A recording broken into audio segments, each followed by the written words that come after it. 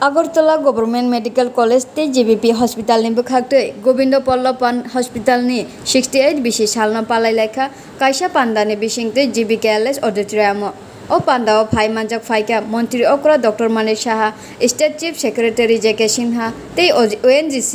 ONGC Asset Manager Krishna Kumar te tongo GBP Hospital ni Medical Superintendent Shankar Chakraborty akosongrok Bureau Report Tripura News 8 আমি শুভেচ্ছা জানাতে চাই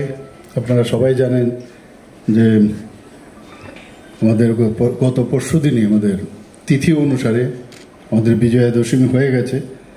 কিন্তু গতকাল বা পরশুদিনও এবং আজকেও আছে এখানে বিজয়া দশমী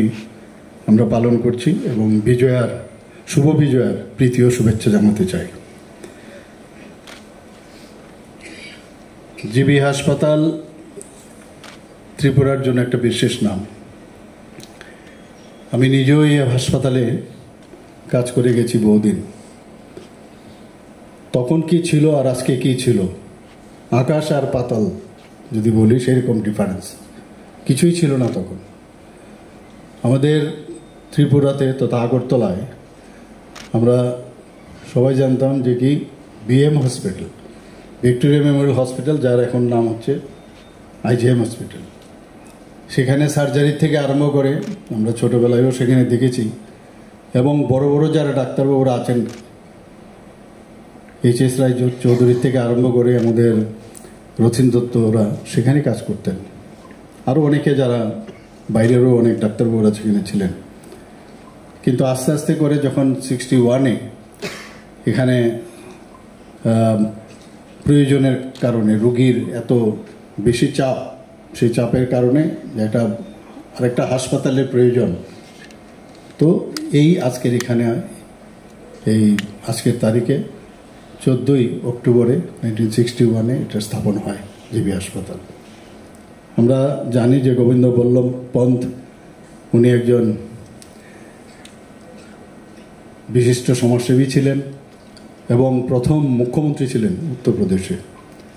ওনার যে ছেলে আমরা সুসন্তান বলবো উনি কেসি পন্থ উনিও ইউনিয়ন মিনিস্টার ছিলেন ওনারও একটা বিশেষ ভূমিকা ছিল এই জিবি পন্থ হসপিটাল ওনার বাবার নামে যাতে এই হসপিটালটা হয় উনিও কিন্তু অনেক সাহায্য করেছেন এখানে বলা হয়েছে এই জমিটা আমাদের যে মহারাজা কিরিট বীর বিক্রম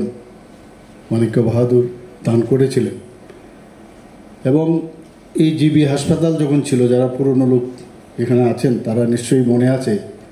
এই হাসপাতালে কিন্তু এরকম এখন যেমন এসি ফেসি লাগায় এরকম তখন তো এসি ফেসি ছিল না খোলা ছিল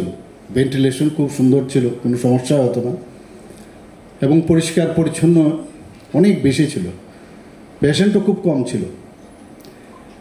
এবং এজ এ ডক্টর এই জিবি হাসপাতালে কাজ করাটা একটা গর্বের বিষয় আমাদের কাছে ছিল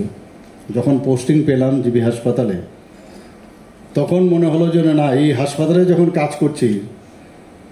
এটা মনে হচ্ছে একটা স্যাচুরেশন পয়েন্টে কর্মক্ষেত্রে একটা স্যাচুরেশন পয়েন্ট তখন মনে আছে জিবি হাসপাতালের কি অবস্থা ছিল রাত্রে যখন কল দিত মনে হয়েছে গাড়ি কখন যাবে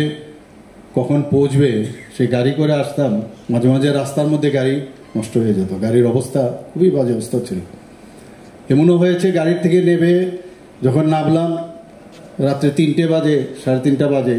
কেউ মোটরসাইকেল দিয়ে যাচ্ছে আরে ডাক্তারবাবু আপনি কোথায় যাচ্ছেন আমি বললাম আমার তো কল গাড়ি তো ঠিক হচ্ছে এখনও হবে না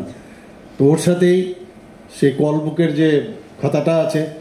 আমার সাথে আমরা 3 জনে যে ওকে বসিয়ে সেই মানে স্কুটারে করে এখানে পৌঁছে গেছে এরকম তো ওইসব দিনগুলো এখন মনে পড়ছে এই হাসপাতালে যখনই আমরা আসি সেই দিনগুলো এখন কত ডেভেলপ হয়ে গেছে মানে ভাবা যায় না এবং সেখান থেকে আজকে এখানে একটা মেডিকেল কলেজ হলো এখানে ত্রিপুরাতে মেডিকেল কলেজ হবে ডেন্টাল কলেজ হবে আমরা কোনোদিন ভাবতে পারিনি এখন বাইরের থেকে বহু ইনভেস্টররা আসছে এখানে মেডিকেল করতে মেডিকেল কলেজ খুলতে ডেন্টাল কলেজ খুলতে আয়ুর্বেদিক হোমিওপ্যাথিক কলেজ খুলতে আমরাও তাদেরকে স্বাগত জানাচ্ছি এবং বারবার আমরা বলছি যে লক্ষ্য যেটা আমাদের 2047 আমাদের চিফ সেক্রেটারি মহোদয় বলেছেন আমরা বিকশিত ভারতের অঙ্গ হিসাবে আমরাও একটা লক্ষ্য রেখেছি 2047-এ আমাদের স্বাস্থ্য ব্যবস্থা, আমাদের এগ্রিকালচারের অবস্থা, এডুকেশন অবস্থা কি হবে ত্রিপুরাতে, সব দিকে স্পোর্টসই হোক সব, তার জন্য আমরা একটা নির্দিষ্ট গাইডলাইন এবং নির্দিষ্ট আমরা একটা মানদণ্ড রেখেছি, সেইভাবে আমরা কাজ করছি। এই জিবি হাসপাতালে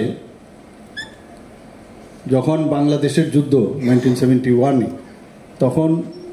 এটার কিন্তু বিশেষ গুরুত্বপূর্ণ ভূমিকা ছিল। তখন যখন এখানে সোলজার থেকে আরম্ভ করে যারা যোদ্ধারা ছিল তারাও কিন্তু এখানে এসে ট্রিটমেন্ট পেয়েছে, এবং তৎকালীন সময়ে যে ডাক্তারবাবুরা আছেন, এইচ.এস. রায়চৌধুরী, অতীন দত্ত, ওদের কথা কিন্তু আজকের দিনেও আমরা স্মরণ করতে পারি। এবং উত্তর পূর্বাঞ্চলে এটা একটা বিশেষ নাম, শুধু if I am not wrong সারা ভারতবর্ষের মধ্যে জিবি হাসপাতাল একটা বিশেষ নাম। তখনও চিকিৎসা দেওয়া হয়েছে। এখানে আমার পূর্ববর্তী বক্তা বলেছেন যে যখনই বিশেষ সমস্যা স্বাস্থ্যক্ষেত্রে দেখা দেয়, জিবি হাসপাতালের একটা গুরুত্বপূর্ণ ভূমিকা আমরা দেখতে পাই। আমরা